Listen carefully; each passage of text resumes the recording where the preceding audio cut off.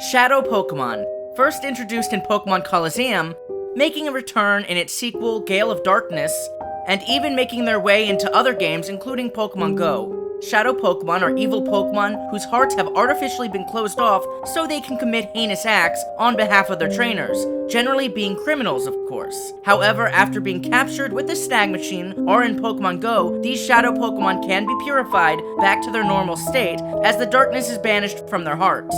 Some Shadow Pokémon even look drastically different. In this video, I'll be introducing 7 new sinister Shadow Pokémon I came up with, each inspired by one of the 7 deadly sins.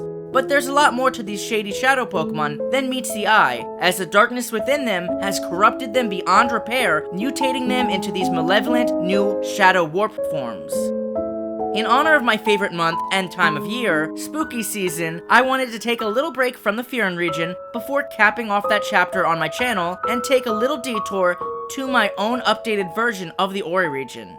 The Orre region being the region the fan-favorite GameCube spin-off games Pokémon Coliseum and Pokémon Gale of Darkness XD take place in, as I'll be introducing my own hypothetical game within this series, Pokémon Descent of Darkness XD, as I'll not only be continuing the story of these 2 games, bringing back plenty of familiar faces, but expanding upon it with a handful of new characters and locations to help flesh out the Orre region even more. Since those games were released all the way back in Gen 3, I'll also be bringing Pokemon I feel fit the aesthetics of the region from generations 4 through 9, as well as Pokemon from my own Fakemon regions, as this hypothetical game would exist within my shared Fakemon universe, as some characters from my regions will be making a return as well.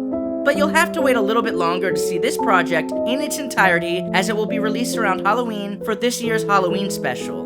That being said, I wanted to start the month of October off right and give you a little taste of what's to come by revealing some of the new Shadow Pokemon that will be introduced in this project. However, this video will just be covering their general concepts and designs, so make sure to stick around and check that Halloween special out in its entirety to learn even more about these spooky Shadow Pokemon and get more insight into how they would be incorporated into the conceptual game Pokémon Descent of Darkness XD.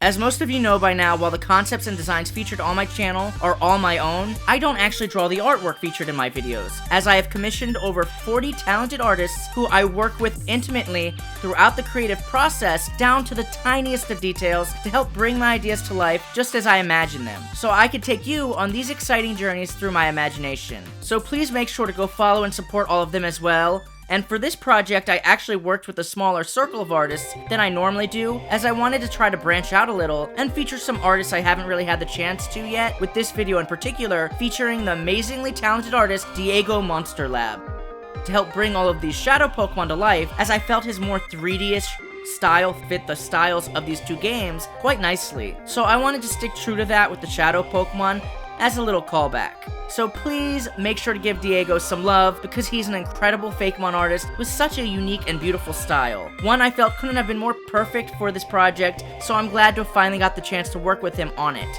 Anyways, all of the Shadow Pokemon featured in this video will be based on the 7 deadly sins, you know, greed, lust, envy, etc., as they would all be major boss battles within Pokémon Descent of Darkness XD. Now, while I'm sure some of these choices probably wouldn't be your first choice to represent these given sins, please remember, I had a lot to consider when making these selections. I had to pick Pokemon that not only fit the locations or context of the hypothetical game I created, but made for compelling and diverse boss battles within that game. So these were all just some of the things I had to take into consideration when making these choices, ruling out some of the obvious options, such as Ditto or Mimikyu, for example, to represent envy, as they just didn't seem like strong or menacing enough boss battles, not to mention their designs didn't really lend much room for growth in these new Shadow forms, which if you couldn't tell aren't your typical Shadow Pokemon, much like Shadow Mewtwo in Pokken Tournament or Shadow Lugia in Pokemon Gale of Darkness XD. These Shadow Pokemon, just like those, have stark differences in their designs. In fact, my upcoming project, Pokemon Descent of Darkness XD, will offer my own explanation for these changes and label these type of Shadow Pokemon as Shadow Warp Pokemon, which are essentially Shadow Pokemon who are so far gone and lost to the darkness that they start to mutate to the point they can no longer be purified like normal Shadow Pokemon. They also have beefed up stats and a signature Shadow type move as well, all of which will be covered in this video. whereas I'll go more into where you'd actually encounter them in this conceptual game, as well as their role in the story within the full video at the end of the month. Anyways, without further ado, let's dive right into it. I'd like to start off with what I feel is probably the most obvious of choices, Shadow Slacking, representing the sin Sloth. You know, because it's a sloth. However, this slacking is no slacker. In fact, it's a total beast in every sense, as I decided to make it more feral, taking inspiration from the infamous movie monster, King Kong, especially in its more intimidating and animated pose, with it standing up ready to throw down rather than laying down ready to take a nap. And while that's a mood, it wouldn't really make for an interesting boss battle. Now, outside of the obvious darker color palette and blood-red eyes, it has spiked up monster or villain-esque hair and larger fangs to make it clear that this version isn't to be messed with. And while this shadow form does keep its signature ability, hindering it in battle, as it can only attack every other turn, that's only because its already monster stats are even higher now. So it will be that much harder to deal with, especially as its stats allow it to really take a hit. It even has a new powerful signature shadow move, Shadow Smash, that will demolish defensive measures such as Protect, Light Screen, or Reflect, but of course it can't attack after using this move, so it goes right back to being slow and sloth-like for a turn.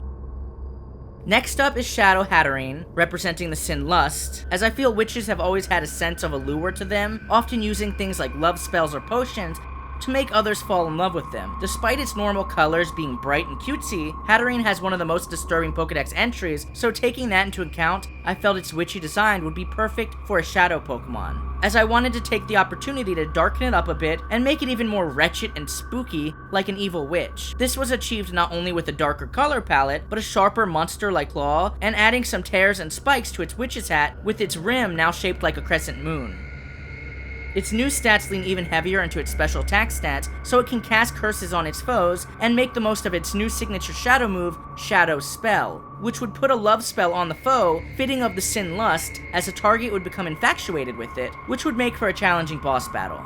Next, representing the most relatable of the 7 sins, Envy. Let's face it, we've all had that ugly green monster show its face at some point or another, and have someone we are or have been jealous of. Well, I chose to make a shadow form for the literal shadow Pokemon Gengar to represent Envy, as I feel it would be jealous of Clefable, being as it's its shadow, which is why this shadow form looks even more like a Clefable, as this shadow Gengar possessed and essentially merged with a poor innocent Clefable, with its design now featuring Clefable's wings, tail, and hair swirl, accompanied by the classic creepy Gengar face, and even a darker color scheme as it is now pitch black versus purple. Its new stats also take some slight inspiration from Clefable's, as it has much higher HP than Gengar, and its signature move Shadow Light is also a reference to Clefable's commonly used move Metronome, as it uses its finger in the same sense to execute this move. It's also a reference to Clefable's connection to the moon, as the attack uses moonlight to obliterate the foe, and like Metronome, the outcome is unpredictable, as it will lower one of the target's stats at random. The fact it lowers one of the foe's stats is also to represent the fact it's envious of them, as let's face it, most people only try to tear down those they are envious of. This is my favorite shadow Pokemon I came up with, as I feel it's the most creative, and I love its location and role within the story of the game. So I'm really excited for you all to see how much depth that adds, not only to this shadow Pokemon, but to all of them. Okay, so this one is probably one of the most random of the choices, being Mamoswine, representing Gluttony.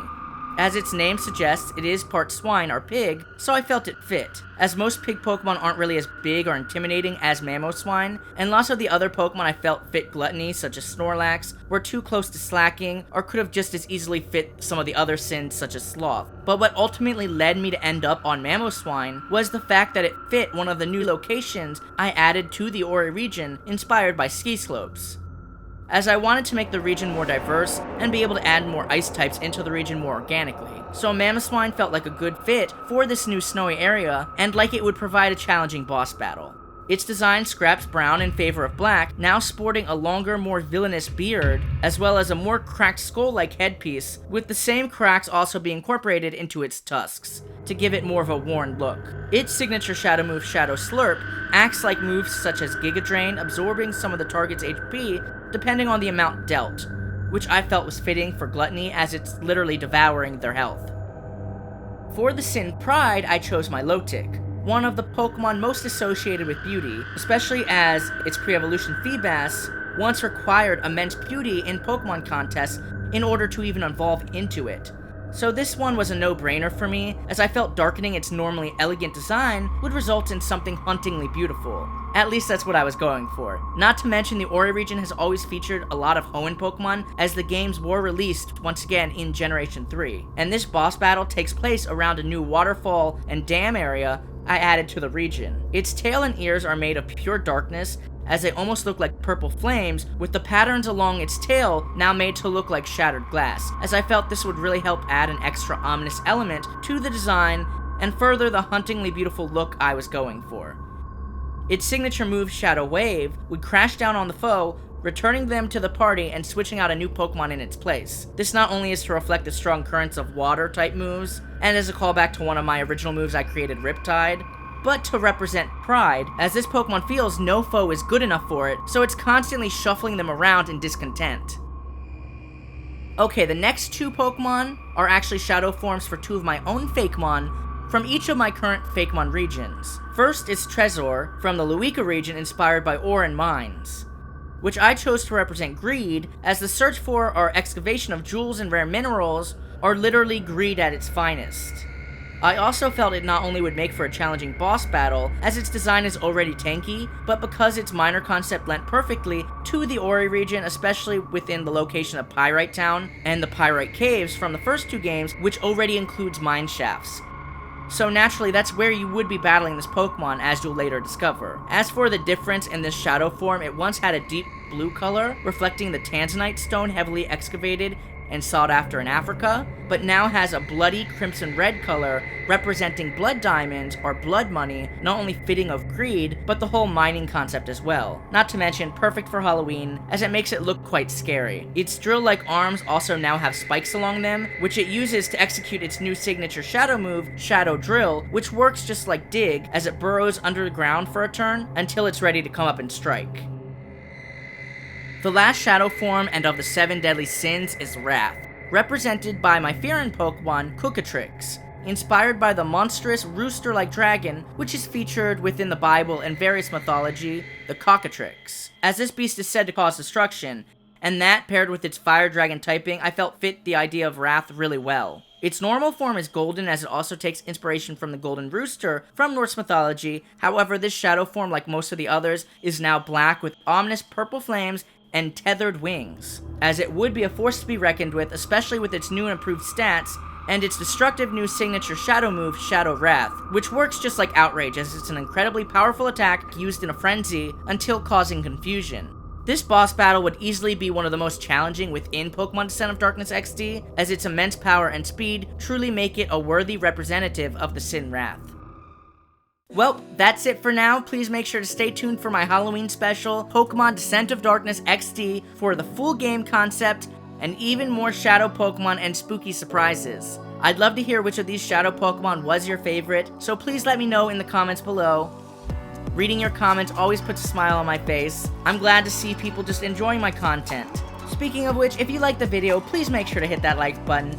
And of course, subscribe to my channel for even more Fakemon content. I also recommend checking out some of my previous videos to explore my Icelandic-inspired Fearin region, and I have videos for my other two Fakemon regions on the way as well. And last but not least, I'd like to remind you to once again go support all of the artists I commissioned to bring my ideas to life and make this video possible. All of their links can be found in the bio below, but a special thanks once again to the real MVP of this video, Diego Monster Lab. Anyways, I'll see you closer to Halloween. I know I personally can't wait to start celebrating. Like I said, this is one of my favorite months and holidays, so take care.